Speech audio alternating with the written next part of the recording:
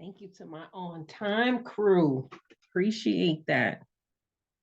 We got another minute before we get started. And I am going to start on time. I'm excited about today's information and sharing it with y'all. Yeah, guess what, Watson family, if y'all the only ones on here, y'all can treat this like your personalized session.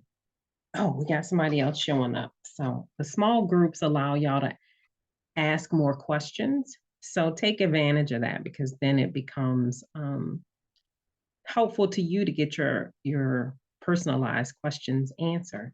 And they're specific.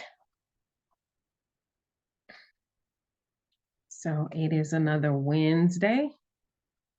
And I always am, we live in a time where it becomes really easy for people to not show up when things are online. And the beauty of showing up is you get the benefit of getting the information that you need instead of like looking at a replay or something. So, and y'all get a little something extra too in terms of college planning tools, since you were my crew that showed up. So it's 7:00 Atlanta time, 6:00 Central, or wherever else you're in the country whose time I'm not calling out. But thank y'all for joining me on this Wednesday. Tonight, we are talking about how colleges decide who gets in, who gets admitted. And we're definitely going to go over, I'm going to go ahead and get the presentation up and you guys will be able to see it, and then we can get to talking about things. Yeah.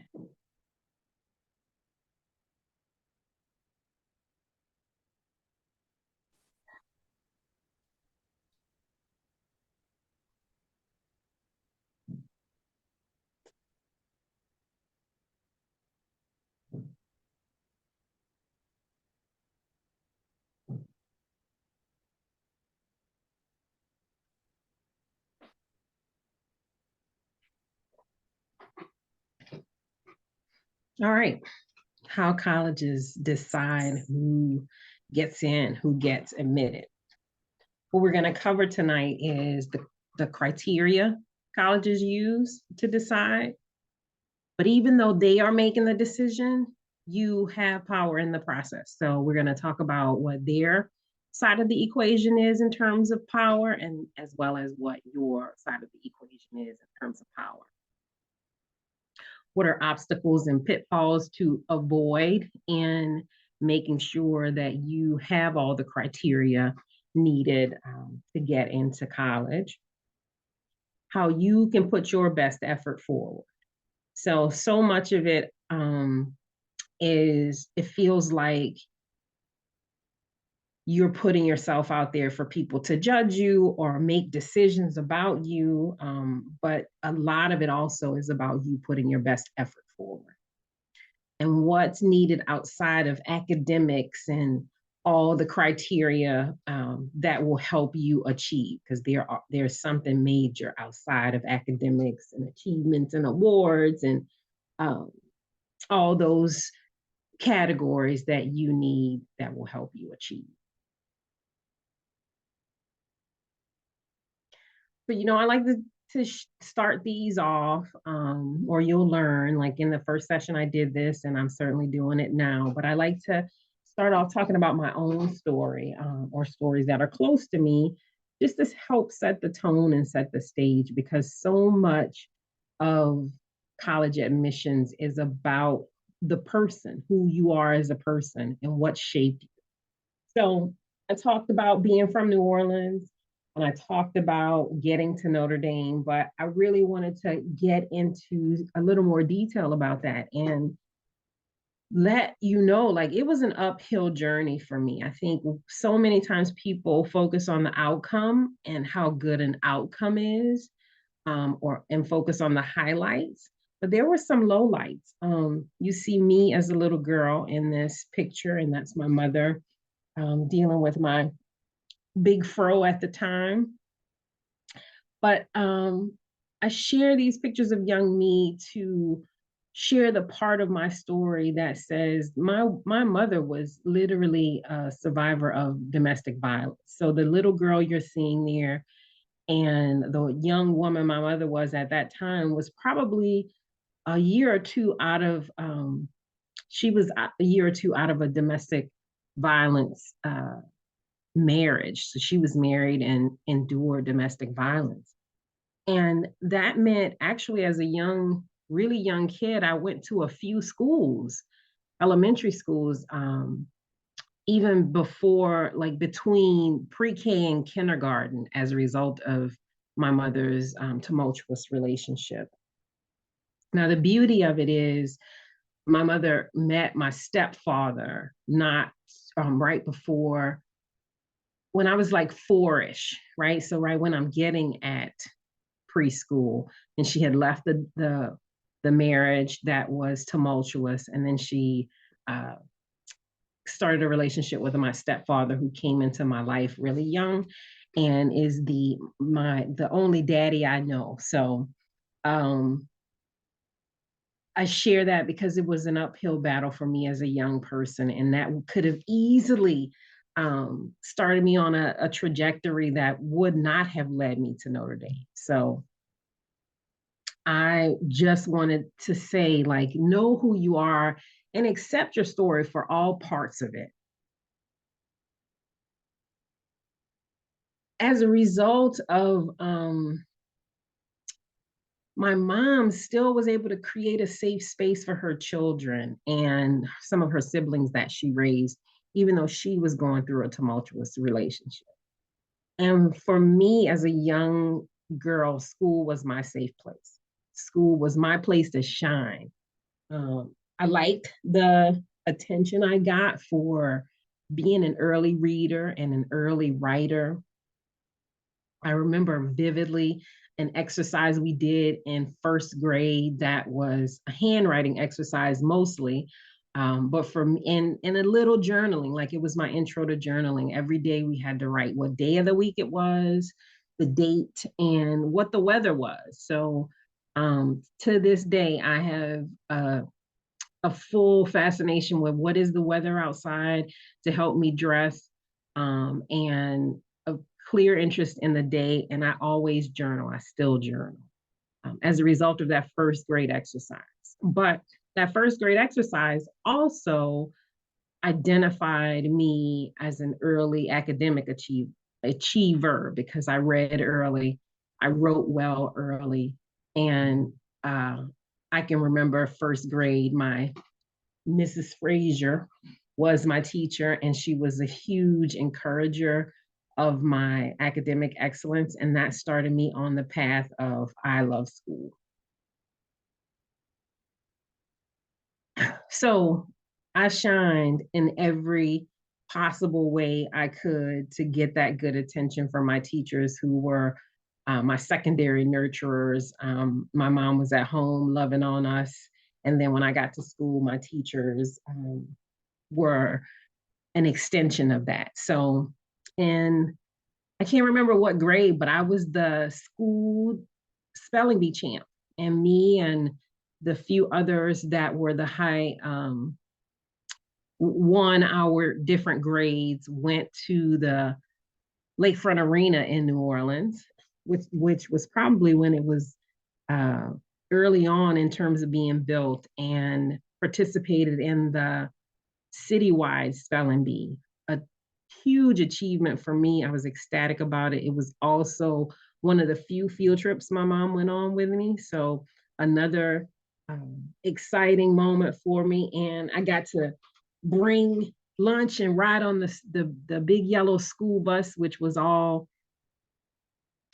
exciting elements of a big day for me in terms of the spelling bee champ. And then I went on to debate and did debate competitions in middle school.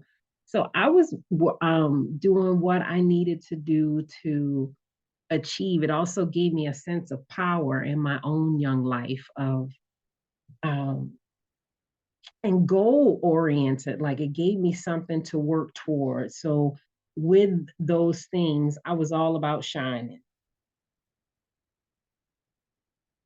But even, I shared earlier about the challenges. I had to early on find the good along the way because anybody on this webinar knows life throws things at you from your early start until you leave this earth. So you have to understand that no matter what's going on around you, you have to find the good along the way. And for me, the good was time with our family. My mother is one of 13, she's number four. And so we had a big family and we were always around family. This is a family picture. That's me in the front there. My oldest sister is is right behind me, and she's holding my little cousin there, and then that's my uncle and holding another cousin of mine. So we had family around all the time, and the good along the way was us being together, us sharing meals together, having celebrations because there were many celebrations to be had. And so I was having a good time just being around family and always doing something with my family along the way. I'm putting this one in here because I want to let it be known that it's not always good. There are mistakes that are made, there are missteps that happen, and there will be things to recover from. And so they're just a part of the journey, and you have to work your way through them. One of my early mistakes or pitfalls was I shared earlier, and I'm sharing again, that in New Orleans, I caught the public bus. So I caught the public bus from New Orleans East, where I live, into town to go to my middle school, which was Gregory, F.W. Gregory, and then to my high school, which was John F. Kennedy. Well, one day I was on the bus and I decided I had a slushie. I would get myself an after school slushie, which is frozen ice drink. And I didn't want to throw my slushie away, so I got on the bus. Well, New Orleans was, there was a lot of crime and a lot of violence in that time when I was going to school. So we were over policed. And there had been fights on the bus. So the police got on the bus looking for people that were causing a ruckus on the bus. And I had this slushie. And they actually took me down to the police station because it was you couldn't have food or drink on the bus. And this police officer decided to take me down to the police station for having a slushie. My kids laugh at this story now. My sister laughs at this story now, but it was my scared straight moment because I got brought down to the police station for having a slushie. And my mom had already told me and already made the statement to all of us, like, do not call me for getting in trouble with the police because I'm not coming down there to get you. So imagine having to make that call. And I was never a kid that was in trouble for doing anything. So imagine being the kid who was on the straight and narrow and being caught for having a slushie and brought down to the police station. It sounds absurd now, and it was. And even when the police officer brought me, when he was doing whatever the check-in process was, the woman there was like, "You brought her in for that?" And they only put me in like this holding cell by myself for probably half hour, but it felt like forever. And my mother did not come to get me, please no. She sent one of my uncles down there to get me, but it was my scared straight moment. And but it was also something that could have shaped me and led me down a completely different road than I was on if I had not um, had some certainty in who I was and the choices I was making for myself. So that slushie could have led me really on a different path. Or it could have scarred me so much till it just stopped me from trying anything. But what it did was scare me even straighter than I was. And that led me to getting back on my path of making sure I made good choices. So just know that there will be mistakes made, there will be missteps made, they will be a part of your journey. And all of those things shape who you are, but they're in your power to decide how you move forward with. So that meant I had to find in myself, like, really what I wanted to, who I wanted to be in the world. And my determination meant something to me. Um, I had to have courage throughout whatever came my way that didn't uh, look like it would be the route that I wanted to go. I had to have courage to say no for things that came up that my peers wanted to do that I didn't think fit into where I was going with my own life. I had this boyfriend who um, was so focused on what he wanted, and I remember he was like, "Well, you're going to go to college," or he was thinking about not going to college, and I was like, of course I'm going to college, and I'm not going to college here in New Orleans. And that was a big devastation for him, but I knew it was what I needed to do for myself. So I had to have courage to not get sucked into peer pressure for somebody to shift me toward what they wanted and be more focused on what I knew I had the vision for my own life to be. And this was a text that exchange I had with a high school friend of mine in July of this year. And he told me a story um, about myself that he said he looked up to me so much. And um, him and several people in my school knew how I would do great things in the world. And as a result, like he told me the story about how a couple of our teachers pulled him, who he was a popular kid in school, and I was just the nerdy girl.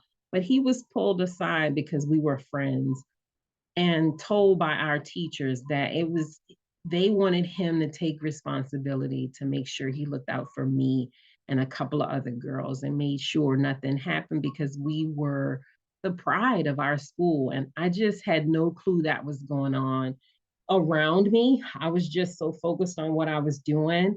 And this text, and I say to him, thank you for sharing that with me, because as a young person, I felt invisible. I felt, I wasn't with the popular kids. I wasn't doing what the popular kids were doing. So I just felt that I wasn't getting much attention at all. But his words to me this past July was, everybody knew who you were, and everybody knew um, where you were headed. So we did what we needed to do to make sure you were protected on your path. And that just did something for my heart I can't even name, but I'm sharing that as a part of my story to say that when you invest in yourself, when you make choices to be ambitious and go toward your dreams, other people will step up to help you.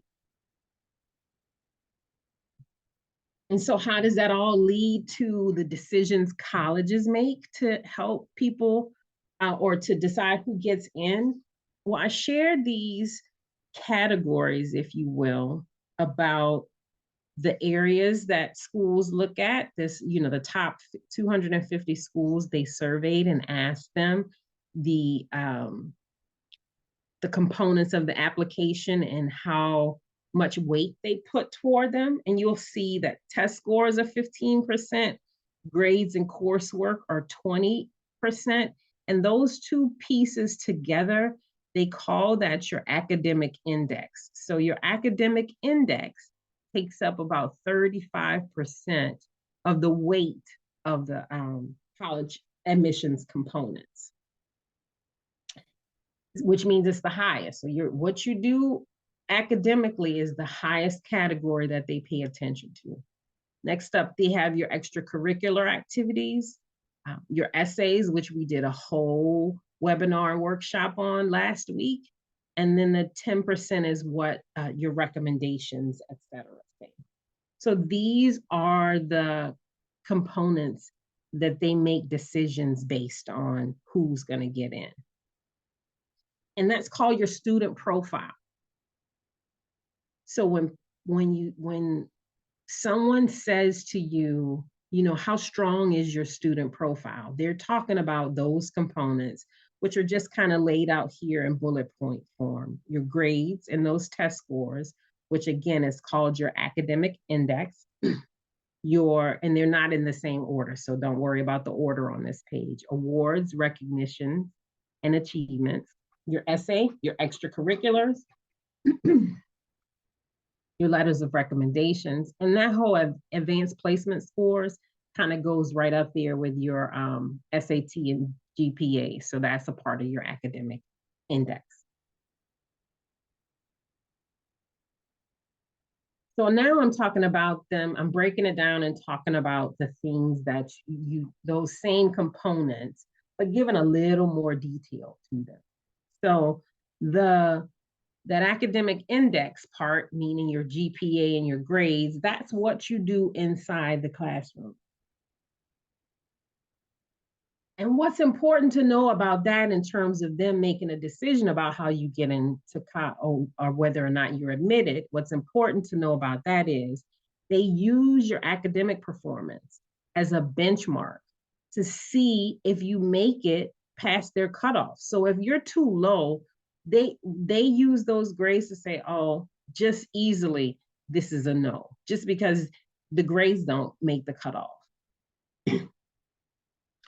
And especially for highly selective schools, they are, because they're reading so many applications, they need something to do some early no's to, so they can get their pile down from large piles to small ones. And so that whole grades part of your academic index, your grades coupled with your test scores, your standardized test scores, and if you've done any advanced placement, those three components of the academic index helps to do the early weed outs, if you will. We talked about this, but it's a part of that academic index again. So what the numbers say are helping them make the early cuts. Those are the things that they're looking at quickly to say, will they make it or will they not? Okay, your pile might start out with 1,000 applications, say. They're gonna eliminate, you know, and they're trying to get that down to a class of 150, 200. They're gonna go through all the applications quickly, get to those numbers, and do some weed outs just to get those numbers down. So that's why you want to know that your grades and test scores fall within at least the 50th percentile of what the admitted class is. And I want to say that again and slow that down. So every school, any school that you look at, you should be looking on their admissions page to see what the median percentile of the incoming class is. So you should be looking at what their SAT or ACT scores are for the middle or the median 50th percentile, what at least 50% of the class got as their SAT score or ACT score and their GPA. Those are academic index numbers, knowing that you fall within at least the 50th percentile of the class matters. So you're looking at the admissions page for each year colleges, seeing what those numbers are and seeing how you compare to them. That right there alone is a huge tip. Not many people know that in terms of the process. They assume people know it and it flies under the radar, but no, now you have that as your measuring stick. Go to those admissions pages, look at what those median test scores are and grades and compare that to what you are. And that helps you understand if this is a school that's a reach school for you, a school that is on par for you, or an school for you to easily get it. Next up, colleges look at what you're doing outside of the classroom. And there's nothing specific that you need to be doing outside of the classroom, but it does matter that you choose something, that you participate in it, and possibly lead it. Because what you're doing outside of the classroom should be what you're excited about exploring. And that's what you're doing during the school year, as well as what you're doing in the summer. Colleges want to know that they have prospective students or students that will come on campus and make an impact. And the way they know that you're going to make an impact is because you're putting some effort in making an impact in the communities you're already in. So if you're somebody who is not doing much, then their goal as a college is to have people that are going to contribute to the strength and well-being of the campus community, and then go out into the world and do something great. So if you're not contributing where you are right now and you're just taking, that doesn't look good to be someone who colleges want to come on their campus doing great things. So doing something, participating in something, and then getting to the point where you're leading it is important. And getting to the leading it and being excited about it and being passionate about it is where the awards and recognitions and achievements come in. So those things matter to showcase, okay, this was a student that did so well or dug so deep that somebody is celebrating them for it, or somebody is recognizing them for it. And that's the kind of student, again, that's going to contribute to a community, a campus community, and that's what colleges want. The next component is what you have to say about your own journey. So again, this is your essay. This is where you get to share your uniqueness. This is where you embrace all of your story. This is where you can talk about some of a challenge that you've had to go through, and show a little bit of yourself on the page, or show a real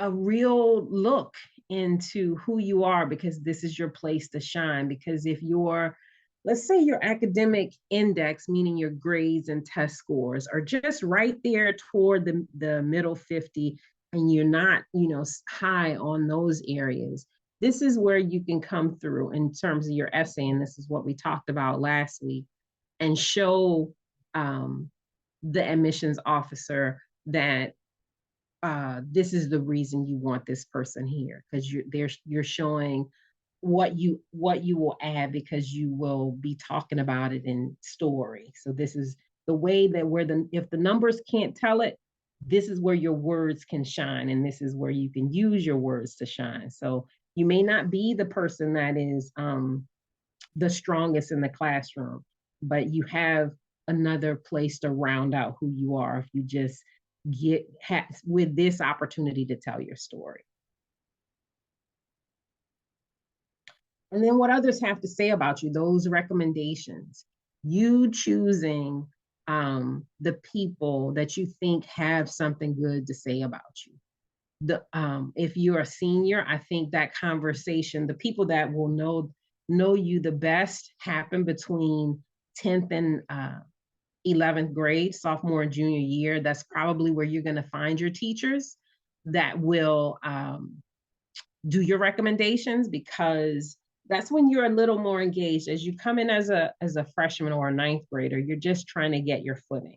But by sophomore year, you certainly have a little more confidence navigating the school, and therefore relationships can take a little more precedence, and you're making, finding your teachers that you really like or that are supportive of you. And those will be the same teachers that will have good things to say about you, because hopefully you've taken the time to create relationships.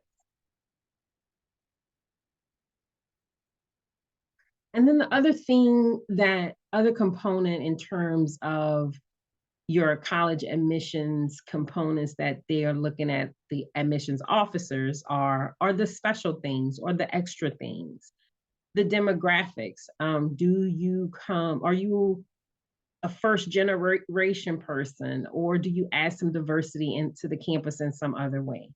Is there a campus cultural fit that's a little extra? So the campus may be known for international relations, and you are somebody who's a first generation from an international country that they have a great relationship with, or something great in terms of a program. An athlete becomes obvious if you add to the campus community in that way. If you're a legacy, and I say that literally, as I was the first in my family to go to college, but we certainly considered Notre Dame for my kids, which would have been legacy kids, because both myself and my ex-husband are graduates of Notre Dame. So if any of our kids would have gone there, that's not the case, but if any of them would have gone there, they would have been legacy. And there's more and more in the news about how they're looking at how legacy matters, but it's always an honor when you can get your children to go to the school that you've graduated from in terms of college. And I mentioned first generation already, but there's still, especially in the Black community, and in many diverse communities, first generation students going to college. They're the first in their families.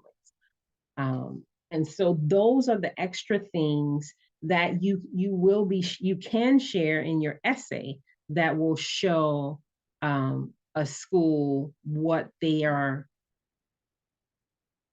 you can bring to the school community.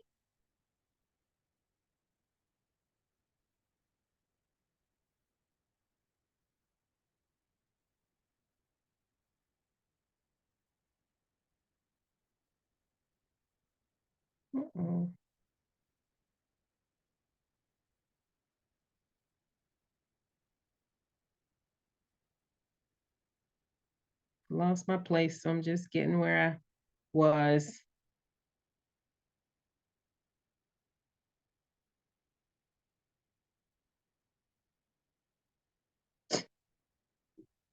All right. So that was all the things that the school has in their hands to decide whether or not you are admitted.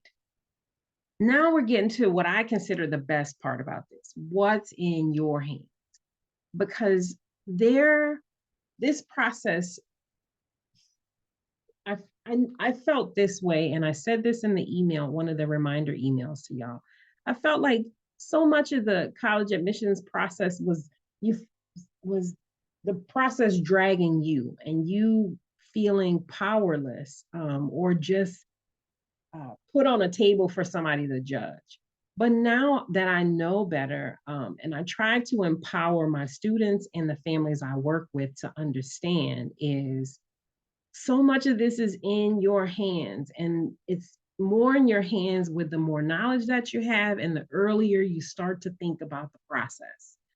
So if you're a family or a student having this conversation as a freshman or at the end of middle school, you're more empowered to know where to focus on this journey. If you're a sophomore, I say middle school, freshman, and sophomore gives you time to help you develop, I think, your profile that helps you to look at scholarships earlier. That's why I like to start the conversation earlier. As you're a junior and a senior, you still have the opportunity for scholarships, but that's when it becomes hectic. That's when it feels like the dragging is happening. You're just trying to pull everything together. But either way, whether you're starting early or right here, you have some power in your hands. And the pieces that you have in your hands is, I think, the envisioning part, seeing yourself and where you want to go. And understanding that seeing yourself and where you want to go on this college path helps you to create some life success for yourself. Like, this is a part of the journey for your life success. That's what college is, and that is what the work that you're putting in gets you toward. So seeing yourself is one thing, but believing you can get there is a different thought process. So you got to see it, which is the envisioning part, but then you also have to have something in yourself that makes you believe that you can get there. And then you're going toward it. Like, I believe I can get there, so I'm going to put forth the steps to get me there. Getting organized and getting some processes in place to get you there is all that's in your hands, because that's the place where you can ask folk around you for help to put together a plan and get to working toward that plan, toward that vision that you see for yourself. And then connecting, asking all around you, who are my folk around me that can help me to get to where I'm going? I see it. I see my long-term goal and where I'm trying to get. I believe I can get there, and I'm going to walk toward it. So I'm going to develop these processes and systems to get me there and ask for help along the way. That's in your hands. Nobody else can help you do that for you but you, or it starts with you in terms of what's in your hands. People will step up to help you get there, but it starts with you, and that's in your hands.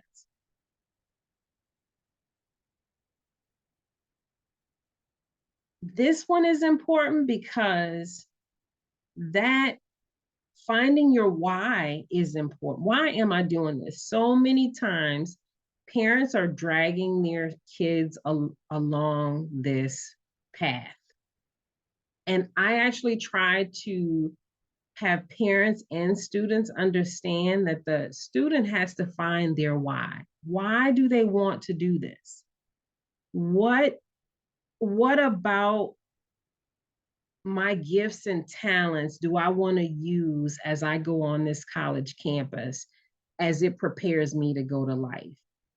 What problems do I want to help solve in the world? If a student takes the time to answer that question, what problems do I want to solve in the world? Who do I want to help? How do I want to help them? Those are the questions that help them get to their why. Who are people doing things that I like and I would like to do more of what they're doing? These are the questions that help students get to their why. And having that why first helps them to do the steps on this slide. Having their why helps them envision, helps them believe, helps them be driven enough to get that, to aim toward it and take the steps, get organized, and then ask for help. So it's important as parents and people that are supporting students to help them take the time to find their why, because you cannot do it for them. You cannot want it for them. They have to want it. And if they don't want it, they're not getting anywhere with it. You can't drag them to college and make it work. It's gonna fail. So I challenge students and families, the supporters and the adults, to help students find their why. This part is in your hands to get committed to the hard work. I think I want to iterate. It is hard work to go through the college admissions process, to do everything that you have to do while juggling what you are doing in high school. So you're doing your high school work, whether you're an athlete or whether you're working, or whether you're doing lots of volunteer projects, you have a lot of work going on. And then when you add on the college admissions process, It's hard work and it's a lot of work. So you have to commit to it. And that's why that why is so important, because you got to be like, okay, why am I doing all this? What is it toward? And if you don't have that, then it's hard to commit to the hard work that's involved. But the hard work is taking initiative, getting organized, using your time wisely. You get a real sense of how quickly time goes by and how little time you have to get all of it done when you got a lot pressing on you. The hard work is being punctual and being prepared. The hard work is persevering through the the tough grades or the studying or the juggling that you have to do. The hard work is having a strong work ethic and not just saying, okay, it's hard, so I'm giving up. The hard work is um, thinking critically about something, not just accepting it because someone said it, not just accepting it because you saw it on social media, but thinking critically about information put in front of you, and always being uh, ask the questions. Ask questions until you feel good about something. That's hard work, because this becomes real easy to just accept and not go any further. Be reflective. That requires you to take some time to think about things. Think about what you're doing, how you're doing it, why you're doing it. Should you be doing it? These are all things. The work is the slowing down to do this stuff and not just go, go, go and not know what you're doing and why you're doing it. And the hard work is putting your best effort forward, because it becomes real easy to do bare minimum. How can I do the least amount and get this done? But making the commitment to do the work involved becomes hard. That is the hard work. Doing your best, or making the decision to do your best and not do something halfway. These are all the hard components that's in your hand that will help schools decide if you get in, because you put in the effort to do the work on the front end. I'm talking again about how hard the process is, because it is. It is daunting. It is uncertain. I'm putting all this work in and I still have the possibility of being rejected. That's overwhelming to think about. The stakes for you are high. Like, if I don't get into any school on my list, then what? That all that stuff makes it hard, because there's such a great chance of an uncertainty. But there, again, my point is to talk about the uncertainty, but also have you understand the parts that's in your hands. There's always a lot riding on it. Again, the hard parts of the process. You question yourself: have I done enough? Um, will I be able to pay for school? These are all of the uncertain parts of the process. But if you acknowledge that these are hard and answer the questions for yourself and say, okay, I can do hard things. It's worth my effort to do hard things because I will be rewarded for my effort. Um, no matter how that reward looks, I know when I put in great effort, I will get great reward. And that's the part you have to go in with. But accepting and acknowledging that it is hard will allow those tears that may have to be shed to be okay, because you're like, okay, I know this is hard, but I can do hard things and keep moving forward. All right. All of that kind of that I've just been talking about is about your mindset. And that part is so important for you to understand. I think people don't give enough um, credit to how much mindset matters in everything that you do. When you're stressed out, because you will be stressed out with juggling all the things that you do, having the mindset of, yes, this is hard, but I can do hard things and I will get through hard things. And also know that this is for a period. This is not always. Um, those things matter. You have to be able to have some self-talk through the process and also set yourself up with encouraging people and encouraging places to go and encouraging practices to help keep your mindset um, on a positive focus as you're going through a very hard process. All right, so I tried to show you both sides of the equation, what schools use to make decisions, and then what's in your hands. And this is where I get to open up for questions. So I know my Watson family is here, and Beppy, you are here. So any questions come up with what I've said about anything tonight?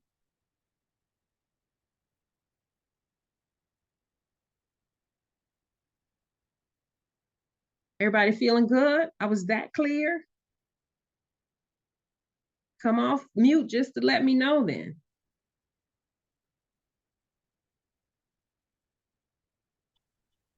Hey, Rochelle, Mel Dansby here. Hey, thanks for holding this particular session. I'm a little late to the party. Um, yeah, I think just understanding how how you can help your child develop the proper mindset and mental toughness or whatever you want to call it to kind of force through this particular process. It does seem like it's a daunting process, to be honest, and there's a lot riding on it. But kids are resilient, and it's up to us to kind of help them and guide them along. We've all been there before, so uh, Yeah, yeah. I think is Melvin, thanks for coming on. And I think what I'm not sure how much you caught, but at the beginning of these, I share my own story. I think as a parent going through it, kids feel a little better as when you share things from your perspective. And so, I think we can open up ourselves a little more to tell our kids our own uncertainties going through the process because our kids just see us where we are. And again, that's the highlight of things. But when you talk about, what you had to go through to get to where you are, it shows the humanity of you and not just the pedestal of a parent. And so it helps them understand I went through some stuff to get here. And I'm telling you, while it's not going to be easy for you, it is possible. You can do hard things. You will get through this, but you got to put forth some effort. And it's an ongoing conversation. And sometimes it's not a conversation with you. Sometimes it's a conversation with somebody outside of you to help them actually hear it.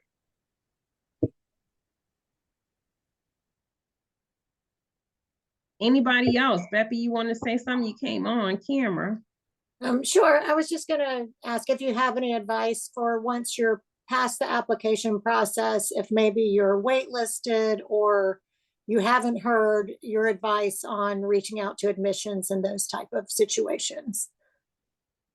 Yeah, if you my daughter was waitlisted at a couple of schools. I think for kids, what becomes important in terms of wait lists is hopefully it's not the one school they're riding on. Hopefully they've gotten some yeses in the process because sometimes it's just them understanding their options. It's you can certainly reach out to the school at any point. So whether you're waitlisted, you can always ask someone, what the probability of you making it in. Sometimes admissions officers will tell you, like, we'll make a better decision after registration because some kids will drop off and they may circle back to you. So I think for a kid that could be possibly on the wait list, I think it's important to make sure that they have other options. So this isn't their only option. they can always follow up with any school at any time. And them just having the win or having the plan of, sometimes you have to think about, I will go to the school I'm accepted at, and then circle up and do a transfer to the school they want to be in. So that's always an option for them. If it's their dream school, because sometimes freshman year is tight, but then there's those drop-offs, and then if you apply sophomore year, you get in and do the transfer. So that's my advice on that. Wait list, you can always ask, but think about the schools that you have your acceptance to. Think about your plan to whether you think about a gap year if you want to do that the next year, or go to the schools that you're accepted in and look into what it takes to be a transfer. And then as far as like demonstrating interest, I know sometimes you're waitlisted because they want to know how interested you are. Like you've probably met their qualifications, but they want their yield to be pretty good. So do you have any thoughts on that? Yeah, that whole notion of demonstrating interest, it is a newer concept. But most of the time, schools aren't waitlisting you because they want to see how interested you are. They're waitlisting you because their pool is so that they have what they think are better options before they get to the student that's on the wait list.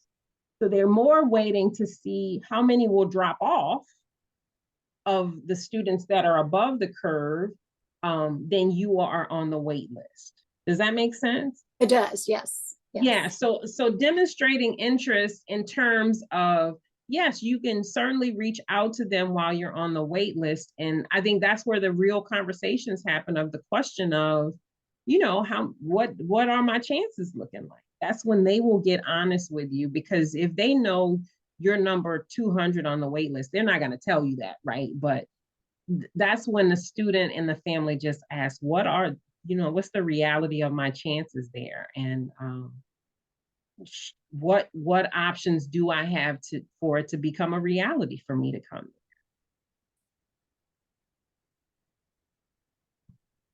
Thanks. Oh, you are welcome. Anything else come up for anybody else? This is my countdown as we end tonight. I'm gonna remind everybody that you have a 15% discount for any of my service offerings or product offerings. You can go to ecollegeplanner.com to get to my store to see what the offerings are. And you got a 15% discount with the Get It Done discount code. And next week, we are going to talk about, what you should consider on your list for the schools that are on your list, what you should be considering for the schools that are on your list. Thank y'all again for joining me tonight. Hope to see y'all next Wednesday. And you will, in the email, get the replay links in case you want to refer back to this. Appreciate y'all. Good night. Bye. Good night. Thanks. Thanks. You're welcome.